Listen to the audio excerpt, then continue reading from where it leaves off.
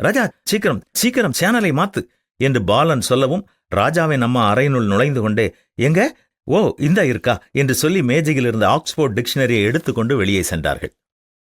மீண்டும் அந்த சேனலை தொடர்ந்து பார்க்கக்கூடாது என்பதை ராஜா உணர்ந்து கொண்டான். நண்பன் பாலன் சொன்ன சேனலில் அவன் பார்த்த காட்சிகள் இதுவரை அவன் பார்த்திராத காட்சிகள்தான். ஒருமுறை பார்த்தாலும் அவை அப்படியே அவன் மனதில் தங்கிவிட்டன. தொடர்ந்து அதை பார்க்க வேண்டும் என்ற எண்ணம் உண்டானாலும் பார்க்க முடியாத சூழ்நிலை.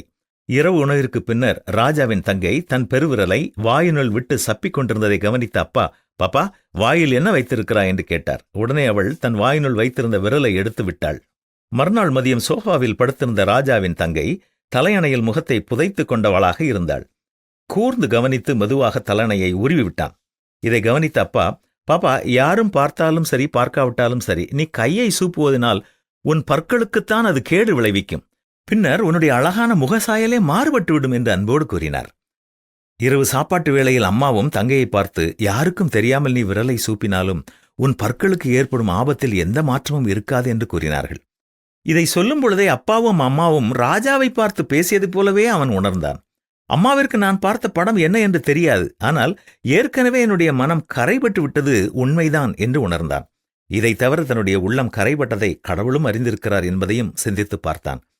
மறுநாள் நண்பன் வந்து மீண்டும் அந்த சேனலை போடும்படியாக சொன்னபொழுது, ராஜா, இல்லை பாலன், அது நமக்கு தேவையில்லை என்று ராஜா தைரியமாக கூறினான்.